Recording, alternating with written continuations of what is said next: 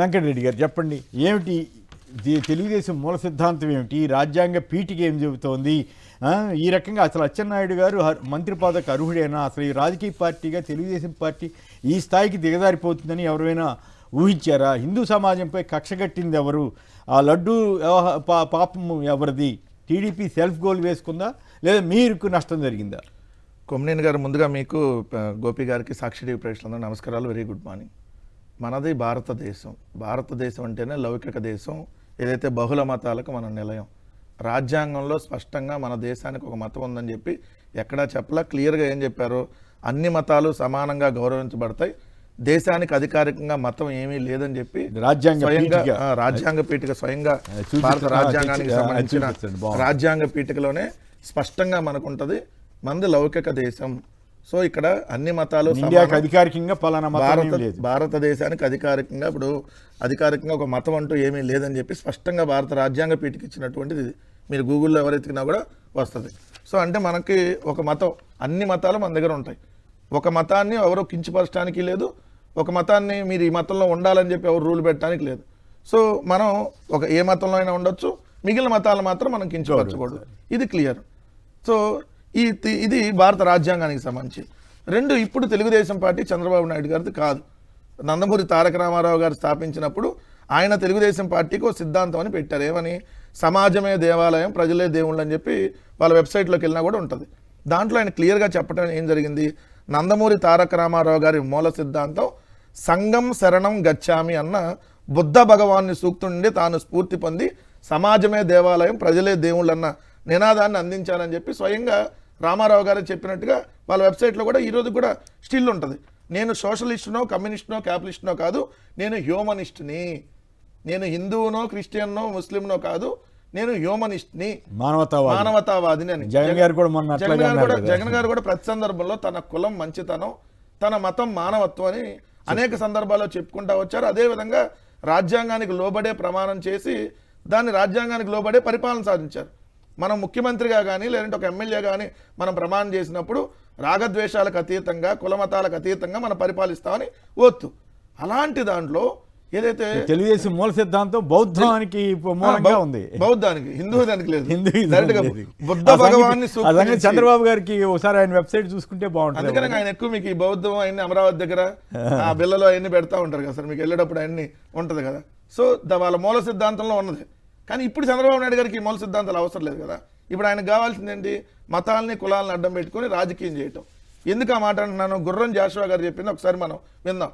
గుణం లేనివాడు కులం గొడుగు పడతాడు, మానవత్వం లేనివాడు మతం ముసుగు వేస్తాడు, పసలేనివాడు ప్రాంతం ఊసెత్తుతాడు, జనులంతా ఒక కుటుంబం, జగమంతా ఒక నిలయం అని చెప్పి గుర్రం జాషువా గారు రాసినటువంటి గొప్ప వ్యాఖ్యం కదా. గుంటూరు జిల్లా వాసి వినుకొండ గర్వపడాలి సార్. ఇట్లాంటివన్నీ మనం వింటున్నప్పుడు ఒక ప్రౌడ్ గా మనం ప్రౌడ్ గా ఫీల్ అవ్వాలి. గుణం లేనివాడు కులం గొడుగు పడతాడు, మానవత్వం లేనివాడు మతం ముసుగు వేస్తాడు. ఇప్పుడు చంద్రబాబు నాయుడు గారిని చూస్తుంటే ఈ రెండు క్లియర్గా మనకు అర్థం అవ్వట్లేదా? లేదంటే వాళ్ళ క్యాబినెట్లో చూస్తే స్వయంగా శాసన మండలిలో నిజంగా దుర్మార్గం సార్.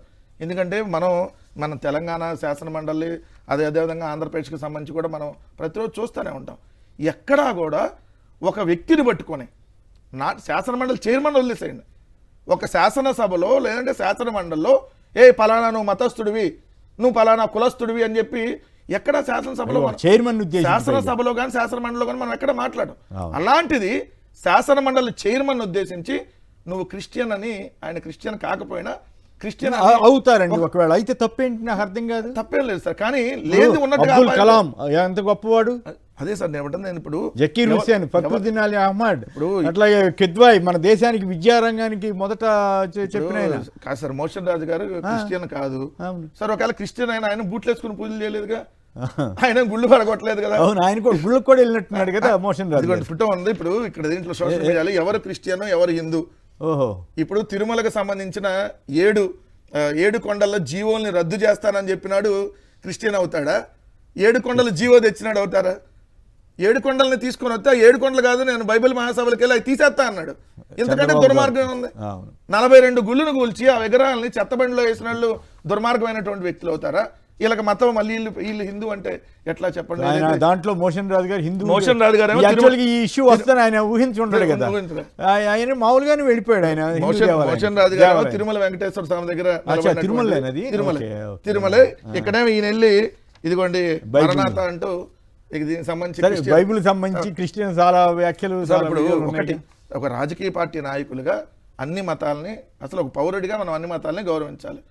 కానీ వీళ్ళు ఒక రకమైన ముద్ర జగన్మోహన్ రెడ్డి గారి గురించి వాళ్ళు నువ్వు హిందూ మత ద్రోహి అని చెప్పి నన్ను ఏదో మాట్లాడుతున్నారు. ఎవరు సార్ హిందూ మత ద్రోహి? అయ్యా, జంతువుల కొవ్వు కానీ, పంది కొవ్వు కానీ, గొడ్డు కొవ్వు కానీ ఇలాంటి మాటలు దయచేసి మాట్లాడొద్దు. పరమ పవిత్రమైనటువంటి వెంకటేశ్వర స్వామి దేవాలయం మీద అపవాదులు వేయొద్దు. అసలు ఇది జరగటానికి అవకాశం ఉండదు. దయచేసి ఇవన్నీ వద్దు, ఇంకా మాట్లాడొద్దు అని చెప్పిన ఆయన ఏదైతే హిందూ మత ద్రోహి అవుతాడా? లెగిసిన దగ్గర నుంచి పొద్దున్నే గొడ్డుకోవు అంటే సాయంత్రం పందికోవు, మళ్ళీ తెల్లారంగానే బాత్రూంలో యాసిడ్ అనేవాడు లేదంటే హిందూ మత ద్రోహి అవుతాడా? ఇదే విధంగా తన పాదయాత్ర ప్రారంభించినప్పుడు నవంబర్ 4, 2017 వెంకటేశ్వర స్వామిని దర్శించుకొని ఏదైతే నవంబర్ 6న పాదయాత్ర స్టార్ట్ చేశారు జగన్మోహన్ రెడ్డి గారు. 4వ తారీఖు వెళ్ళి శ్రీవారిని దర్శించుకొని నవంబర్ 6న 2017 మళ్ళీ అది అయిపోగానే 3648 కిలోమీటర్లు ప్రజల్లో తిరిగి మళ్ళీ ఆ పాదయాత్ర ముగింపుకి డైరెక్ట్గా ఇంటికి డైరెక్ట్గా ఏదైతే ఇచ్చాపురం నుంచి తిరుపతి వచ్చి ఏదైతే మళ్ళీ కాలినడకన అలిపిరి నుంచి కాలినడకన వెళ్ళి జనవరి 10, 2019 జగన్మోహన్ రెడ్డి గారు మరొకసారి తిరుమల మెట్లెక్కిన ఈయన హిందూ మత ద్రోహి అంటున్నారు. రెండోది వచ్చేటప్పటికి ఏదైతే 42 గుళ్ళుని చంద్రబాబు నాయుడు గారు ప్రభుత్వం ఉన్నప్పుడు కూలిస్తే ఆ 42 గుళ్ళుని తిరిగి అధికారంలోకి రాగానే ఆయన హామీ కూడా ఇవ్వాల, ఎన్నికల హామీ కూడా కాదు. కానీ అరే కూల్చారు చంద్రబాబు నాయుడు గారు, అవన్నీ మనం తిరిగి నిర్మించాలని చెప్పి ఆ 42 గుళ్ళని విజయవాడలో మళ్ళీ నిర్మించినటువంటి జగన్మోహన్ రెడ్డి గారు హిందూ మత ద్రోహి అవుతాడా? అదేవిధంగా చూస్తే ఏదైతే 1684 కోట్ల రూపాయలు ఖర్చు పెట్టి 3958 పురాతన నూతన ఆలయాల్ని శ్రీవాణి ట్రస్ట్ ద్వారా నిర్మించినటువంటి జగన్మోహన్ రెడ్డి గారు, మరి నువ్వు అంతకుముందు 3 సార్లు ముఖ్యమంత్రి, ఒక్క ఆలయం కట్టలేదే, ఒక్క శ్రీవాణి ట్రస్ట్ పెట్టాలి ఇలా ఆలయాలు కట్టాలని చెప్పి ఒక్కడు కూడా నీకు రాలేదే. శ్రీవాణి ట్రస్ట్ మీద అలానే శ్రీవాణి ట్రస్ట్ రద్దు చేస్తా ఉన్నారు. అంటే చంద్రబాబు నాయుడు గారు అంతే సార్, 7 కొండల జీవోని రద్దు చేస్తా అంటాడు, శ్రీవాణి ట్రస్ట్ రద్దు చేస్తా అంటాడు. ఇప్పుడు దుర్గగుడి ఛానలే వద్దన్నారు. ఎస్వీబీ ఛానల్ ఎందుకు ఈటీవీలో చూపిస్తారు కదా 2-3 గంటలు అన్నాడు. మళ్ళీ అదే ఎస్వీబీ ఛానల్ మీద మన అసెంబ్లీలో బూతు బొమ్మలు ఎన్ని మాట్లాడారు. అంటే ఆయన అర్ధరాత్రి వాట్సాప్ వీడియో కాల్ చేస్తారు కాబట్టి అన్ని ఛానల్ అట్టనే ఎట్లా సహిస్తున్నారు ఈ ప్రభుత్వానికి? నిజంగా మనం అనకూడదు కానీ వాళ్ళకే పోయే కాలం ప్రభుత్వానికి దాపరించింది. నేను ఎవరు మనుషులు అంటలా, ప్రభుత్వానికి ఈ ప్రభుత్వం 5 ఏళ్ళు ఉండేటట్టు కనపట్ల వీళ్ళ వ్యవహారాలు చూస్తే దారుణంగా ఇంత వ్యాఖ్యలు దేవుడి మీద. అలా అని చూస్తే దుర్గగుడి అభివృద్ధి కోసం 70 కోట్ల రూపాయలు జగన్మోహన్ రెడ్డి గారు ప్రభుత్వం ఉన్నప్పుడు ఇస్తే చంద్రబాబు నాయుడు గారు 1 రూపాయి ఇచ్చినటువంటి పాపానుభవాల. అక్కడ అంతర్వేదిలో రథం తగలబడితే ఎమ్మెల్యే జగన్మోహన్ రెడ్డి గారు కొత్త రథాన్ని తీసుకొని వచ్చి 14 డక్లాలతో ఇమీడియట్ గా చేయించారు ఆయన హయాంలోనే. ఎంక్వైరీ చేసుకోండి అన్నా కూడా వీళ్ళు పట్టించుకోవాలి. మళ్ళీ ఇంత పెద్ద బీజేపీ ఇంకో వచ్చారు నవనేత సేవ, శ్రీవారికి అత్యంత ప్రీతిప్రాతమైన నవనేత సేవ కోసం గోశాలను పెట్టించారు. అక్కడ బయట నుంచి ఎక్కడి నుంచి డైరీల నుంచి వద్దని చెప్పి తిరుమలలోనే గోశాలను ఏర్పాటు చేశారు. అలానే గోవింద కోటి, రామకోటి ఉచిత పుస్తకాలని అందజేసినటువంటిది. భగవద్గీత చూశారు కదా సార్ మొన్న, భగవద్గీత అన్ని పుస్తకాలని ఏదైతే ప్రజలందరికీ 5 భాషలు అందించాలని పెడితే ఆ భగవద్గీత పిచ్చిది అని చెప్పి మాట్లాడినటువంటి పిచ్చి వ్యక్తులు అక్కడ చైర్మన్ గా ఉన్నటువంటి పరిస్థితి. ఇప్పుడు చెప్పండి, ఎవరు హిందువులు? అలానే ఎవరు హిందూ ధర్మ పరిరక్షకుడు ఎవరో క్లియర్ గా అడుగుతా ఉన్నాను. ఎందుకంటే పదం కాదు దాంట్లో ఏముందని అన్నట్టు. ఏముంటుంది సార్ భగవద్గీతలో? రావాలి జగన్, కావాలి జగన్ లేదంటే సూపర్ 6 లో ఉండవు కదా, ఏముంటాయి భగవద్గీతలో? అదే ఉంటాయి. కాకపోతే అక్కడ ముందు మాటలు అక్కడ చైర్మన్ ఈఓలకు సంబంధించినవి ఉంటాయి. అది ఎవరైనా మీరు భగవద్గీత ముద్రిస్తున్నారు సార్, ఒక 100 పుస్తకాలు ముద్రించి ఎవరికి అనేవాళ్ళంటే మీ పేరు, ఫోన్ నెంబర్ రాసుకొని ఉంటారు కదా అక్కడ. సో ఎవరైతే అప్పుడు టీటీడీకి సంబంధించి అది చైర్మన్ ఎవరండి, సో అది ఉంటే అది పనికిరాదు అంటే అట్లా భగవద్గీత పనికిరాదు అన్నాడు. అవి అడ్డంగా ఉన్నాయి అంటున్నాడు. ఇంత దారుణమైనటువంటి వ్యాఖ్యలు. అలా జగన్ గారు ఉన్నప్పుడైతే ఏదైతే టీటీడీ ఉద్యోగులకు ఇళ్ల పట్టాలతో పాటు వాళ్ళ వేతనాలు పెంచి కారుణ్య నియామకాలు కూడా చేపట్టినటువంటి పరిస్థితి. 3వ అంశం, వంశపారంపర్యంగా అర్చకులు రిటైర్మెంట్ ఉన్నంత వరకు, ఏదైతే రిటైర్మెంట్ అనేది లేకుండా వాళ్ళు ఉన్నంత వరకు ఏదైతే అక్కడికి స్వామివారికి చేసుకునేటటువంటి అవకాశం కలిపేయటం, అనేక గుళ్ళని కట్టడం, ఇవన్నీ కూడా చేస్తే హిందూ మత ద్రోహం అంటారు. రాశారు చూశారు, హిందూ సమాజంపై జగన్ కక్ష హెడ్డింగ్ పెట్టారు టీడీపీ వాళ్ళు అన్నారు. రాస్తే రాసి ఉండదు, కానీ మండలి చైర్మన్ గారిని అవమానం కాదు, గురించి కాదు, కానీ కాదు. అవేమి హైలైట్ చేయకుండా హిందూ సమాజం ఎవరు మీద కక్ష కాదు కట్టి సార్. ఈనాడు కక్ష కట్టింది అనుకోవాలి. కాదు, బూట్లు వేసుకొని ఏమైనా పూజలు చేస్తారు హిందూ సమాజం మీద జగన్ గారు కక్ష కట్టడానికి? ఇప్పుడు కాదండి, బూట్లు వేసుకొని పూజలు, గుళ్ళును కోల్చటము, 7 కొండలను తీసేస్తానంట. రైట్, ఎందుకు ఫైనల్గా చెప్పండి, అచ్చెన్నాయుడు గారు అర్హుడా ఈ పదవిలో ఉండటానికి? రాజ్యాంగం ప్రకారం మీరు అనేకం చదివారు, గుర్రం జాషువా గారి కవిత్వం కాడి నుంచి అన్ని రాజ్యాంగ పీఠిక, తెలుగుదేశం మూల సిద్ధాంతం, ఇవన్నీ చదివిన తర్వాత మీకు ఏమనిపించింది? అసలు తెలుగుదేశం పార్టీ దిగజారిపోయిందా, లేదు ఆ ప్రమాణాలు కొనసాగిస్తుందా? అచ్చెన్నాయుడు గారు లాంటి వాళ్ళు ఆ మంత్రి పదవిలో ఉండడానికి అర్హులా కాదా?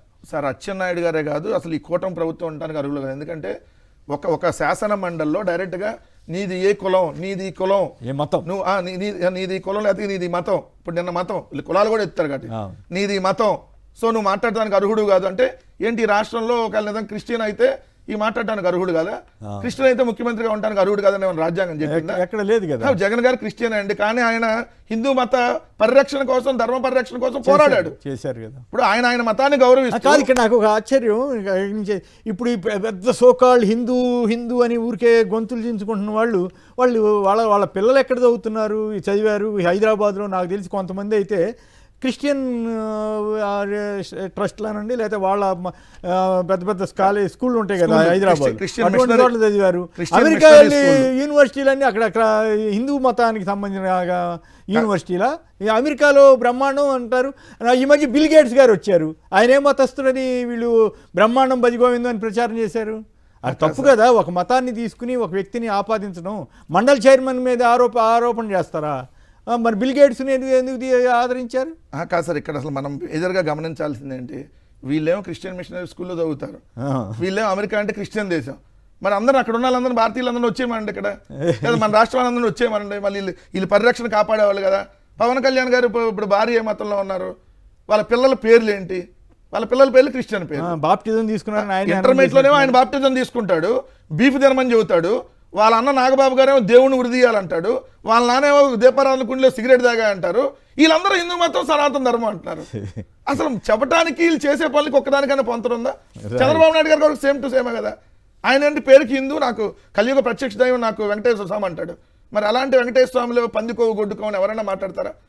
లేదంటే ఆ గుళ్ళును గులుస్తా అంటారు. మరి అటువంటి యేసునే నమ్మండి విజయం సాధించవచ్చు అని కూడా ఉపన్యాసం. అమరావతికి యేసు అండదండలు ఉన్నాయని చెప్పి ఇదే అందుకే భూమి సేకరణ, అందుకని భూముల సేకరణ అమరావతిని కట్టేస్తాడు యేసు అని కూడా చంద్రబాబు నాయుడు గారు చెప్పారు. ఓకే, సో ఈ రకంగా చూసినప్పుడు తెలుగుదేశం పార్టీ ఆ ప్రమాణాలని, ఎన్టీ రామారావు గారు స్థాపించినటువంటి పార్టీ, సమాజమే దేవాలయం, పేదలే నా దేవుళ్ళు అన్న చెప్పినటువంటి పార్టీ, ఈ రకంగా ఇప్పుడు మతమే మా పార్టీ అనే పరిస్థితి దిగజారటం అనేది అత్యంత బాధాకరం. మాబోటి వాళ్ళం ఆ రోజున తెలుగుదేశం జెండా పట్టుకుని ఎన్టీ రామారావు వెనకాల తిరిగాం కుర్రవాళ్ళంగా ఉన్నప్పుడు, అది కరెక్టా కాదనేది పక్కన పెడితే, అలాంటి పార్టీ ఆ రోజు కులం లేదు, మతం లేదు, అంతా జనమంతా ఒకటే అనుకున్నారు. ఈరోజు మతం కులం అని ఈ పిచ్చి ప్రేలాపనలతోటి తెలుగుదేశాన్ని ఏ స్థాయికి దిగదార్చారనే బాధ అయితే మాబోటి వాళ్ళల్లో ఉంది. అఫ్కోర్స్ ఆ రోజుల్లో చంద్రబాబు గారు తెలుగుదేశంలో లేరనుకోండి, కాంగ్రెస్లో ఉండి ఎన్టీ రామారావు మీదే పోటీ చేస్తానని చెప్పారు. తర్వాత ఇప్పుడు నేనే తెలుగుదేశం ఉద్దారకుని ఆయన చెప్పుకుంటున్నారు. తప్పేం లేదు, ఆయనకు అధికారం వచ్చింది, సంతోషం. కానీ ఆ ఆశయాల్ని, ఆ సిద్ధాంతాలను నిలబెట్టే విధంగా ఆయన మాట్లాడుతున్నా, ఆ రకంగా ప్రవర్తించడం మంచిది. అంతే తప్ప ఈ దిక్కుమాలని మత రాజకీయాలు తీసుకెళ్ళి తెలుగుదేశం పార్టీని అధోగతికి తీసుకెళ్ళొద్దని మాత్రం మాబోటి వాళ్ళం చెబుతాం, ఒక రాజకీయ పార్టీగా ఉంది కాబట్టి. రైట్, పెద్దిరెడ్డి గారు టంగుటూరు నుంచి. పెద్దిరెడ్డి గారు sir, good morning sir. Sorry Kondepi. సరే సరే, గుడ్ మార్నింగ్ సార్. యాక్చువల్ గా 1983లో రామారావు గారు టీడీపీ పార్టీ పెట్టింది కూడు గూడు గుడ్డ అని చెప్పి అర్థమైన తెలుగు పదాలతోటి పార్టీ పెట్టారు. ఆ రోజు ప్రతి పేదవాడికి ఇల్లు ఉండాలి, గుడ్డ ఉండాలి, పని ఉండాలి అన్నట్టు తీసుకొచ్చారు, బానే ఉంది. ఎప్పుడైతే చంద్రబాబు గారు పార్టీని ఇది చేశారో 95లో, అప్పటి నుంచి కులం వచ్చేసిందండి పార్టీ, ఇది మన రాష్ట్రంలో. ఆ కులం తర్వాత ఏమైంది, స్లోగా కులం అయిపోయింది, కులాన్ని ఆపాదించి ఇప్పుడు మతానికి, ఇది దేవుని తీసుకొచ్చారు సార్ మధ్యలో, దేవుడిది అయిపోయింది, ఇప్పుడు మళ్ళీ మతానికి వచ్చింది. ఈ మతాన్ని అంటే ఎంత దూరం తీసుకెళ్తున్నారో చంద్రబాబు గారు కానీ, ఈ కూటమి ప్రభుత్వంలో ఈ ప్రజలు ఎంత ఇబ్బంది పడుతున్నారని అవి పట్టించుకోకుండా దీని మీద నడిపిస్తున్నారండి. దీని మీద తీసుకొస్తున్నారు. ఇంకొకటి మాట సార్, ఇప్పుడు వైవి సుబ్బారెడ్డి గారు భార్య గారు బైబిల్ పట్టుకున్నారని చెప్పేసి, బైబిల్ పట్టుకోవడం ముట్టుకున్నట్లు లెక్క. ఆవిడ ఇస్తే విజయం గారు జగన్ గారికి అభినందనలు చెప్పడం కోసం ఇస్తే పట్టుకున్నారు. అంటే పట్టుకుంటే క్రిస్టియన్ అయిపోతారా సార్? అదే మరి. సరే సరే ఇంకో పాయింట్ ఆయన వెళ్ళి ఉపన్యాసం ఇచ్చి వచ్చారు కదా, ఇందాక చూపించాడు కదా మన బైబిల్ మిత్రుడు. ఉపన్యాసాలు. మన ఇప్పుడు ఒకసారి ఆ ఫోటో మళ్ళీ ఒకసారి బైబిల్ చూపించండి, పట్టుకుంటే అర్థమైంది. క్రిస్టియన్ అయినప్పుడు ఈ ఇప్పుడు రాష్ట్ర కాదు, ప్రజలు- మోషన్ రాజు గారు హిందూ అవుతారా? బైబిల్ సమావేశానికి వెళ్ళిన ఆయన ఏ మతమైనా వెళ్ళటం తప్పుగా, చంద్రబాబు గారు క్రిస్టియన్ సభలకు వెళ్ళటం తప్పని మేము అంటలా, కానీ ఈ రకమైన ఈ వ్యాఖ్యలు చేయటం, చాలా ప్రజల్లో విద్వేషాలు పెంచడం తప్పని మాత్రమే మనబోటి వాళ్ళు అనాలి పెద్దిరెడ్డి గారు. సార్ సార్ ఒక్కొక్క పాయింట్ సార్. ఆ. ఇప్పుడు ఎవరిని అవమానిస్తున్నారు అనేది ఈ రాష్ట్ర ప్రజలు తెలుసుకోవాలి సార్. అంటే బైబిల్ పట్టుకుంటేనేమో క్రిస్టియన్ అయిపోతున్నారు. ఎవరిని అసలు చంద్రబాబు గారు ఎవరిని ముఖ్యంగా అవమానపరుస్తున్నారు? కులాన్ని గాని మతాన్ని గాని. బైబిల్ పట్టుకుంటే క్రిస్టియన్ అయితే తప్ప, ఓట్ల కోసమేమో కులాల్లో ఏం లేవు, మాకు మీ ఓట్లు కావాలి అంటపడతారు. వాళ్ళతో ప్రత్యేక సమావేశాలు కూడా పెడతారు. పెడతారు. అలాంటప్పుడు బైబిల్ పట్టుకుంటే క్రిస్టియన్ అని చెప్పి ఎగతాళి రైట్. చేస్తున్నారు. ఇప్పుడు ఎందుకు అచ్చెన్నాయుడు గారు అట్లా అంటాం కరెక్టేనా అని ఉంటే క్షమాపణ చెబుతానన్నాడు. ఇప్పుడు అసలు ఆయన మంత్రి పదవికి అర్హుడా కాదా? ఒక పవిత్రమైన శాసన మండలిలో ఆ రకంగా మాట్లాడడానికి మీరేమంటారు? అంటే ఆయన క్రిస్టియన్ అని చెప్పేసి ఆపాదించేసి దాన్ని డైవర్ట్ చేయడం చేశారు సార్. యాక్చువల్ గా నిన్న శాసన మండలి మేము ఎప్పుడు చూడమండి జనరల్ గా. ఈ మధ్య కాలంలో వైఎస్ఆర్సీపీ శాసన మండలి సభ్యులు మాట్లాడుతున్న తీరు సూపర్ అంటే సూపర్. ఎవరు టూమాటి మాధవరావు గారు గాని, బొత్స గారు గాని, ఈయన ఉన్నారు కదా మన చంద్రశేఖర్ రెడ్డి గారు గాని, తర్వాత అరుణ్ కుమార్ గారు గాని, ఇవన్నీ వజ్రాలు సార్. వరుడు కళ్యాణి గారు గాని, ఇట్లాంటి వాళ్ళంతా శాసన మండలి. ఇంతకుముందు మేము శాసనసభ చూసేవాళ్ళం, శాసన మండలి చూసేవాళ్ళం కాదు. ఈ రోజు ఇలాంటి వాళ్ళు మాట్లాడుతుంటే డైవర్షన్ పాలిటిక్స్ చేస్తున్నారు తప్ప వాళ్ళు సమాధానం చెప్పలేక ఎన్ని బయటకు తీసుకొస్తున్నారు. అయితే సార్, కులం అయితే ఏమైంది, క్రిస్టియన్ అయితే ఏమైంది సార్? మాట్లాడకూడదా? అదే ఉండకూడదు. దేశంలో ఎన్ని పదవుల్లో కావాలనుకున్నా కాదు. మొన్న క్రికెట్ లో గెలిపించింది ఎవరు? ఆయన పేరేంటి? ఆయన ఇట్లా అన్నాడు. అట్లా అన్నందుకు కూడా వాళ్ళ కోపం వస్తుందేమో, నాకు అర్థం కావట్లేదు. భారతదేశానికే ప్రతిష్ఠ తెచ్చిన వాళ్ళని కూడా మీరు అవమానించేలాగా వీళ్ళు వ్యవహరిస్తున్నారేమో అనే బాధ కలుగుతూ ఉంది. వాళ్ళు అలా చేయకూడదు అనేది మన సూచన. రైట్. రమేష్ గారు నున్న నుంచి. రమేష్ గారు మీకు అందరికి సాక్షి ప్రేక్షకులందరికీ బాబు సార్ గుంటూరు దగ్గర కాకాంతానికి చంద్రబాబు నాయుడు వెళ్ళి అక్కడ బైబిల్ ఎన్ని చదివారు సార్ ఆ రోజున? అవును, బైబిల్ చదివారు. హిందూ అంటున్నాడు, క్రైస్తవులు వెళ్ళి చర్చి దగ్గర బైబిల్ ఎందుకు చదివాడు? బైబిల్ చదవటాన్ని మనం తప్పట్టక్కర్లా, కానీ ఎదుటి వాళ్ళని, ప్రత్యేకించి జగన్ గారిని లేకపోతే చైర్మన్ని, వీళ్ళని అవమానించేలాగా మాట్లాడడం, తనేదో వేరే హిందువుని చెప్పుకోవటం వల్ల అట్లాంటివన్నీ వస్తూ ఉంది. ఎందుకు అయితే మరి ఈయన అడుగుతున్నారు, బుట్లతో ఎందుకు వెళ్ళావు, లేకపోతే ఈ లడ్డు వ్యవహారంలో ఇట్లా జరిగినాయని ఎట్లా ఎందుకు చెప్పారని అడుగుతున్నారు. దానికి సమాధానం చెప్పగలిగితే బాగుంటుంది.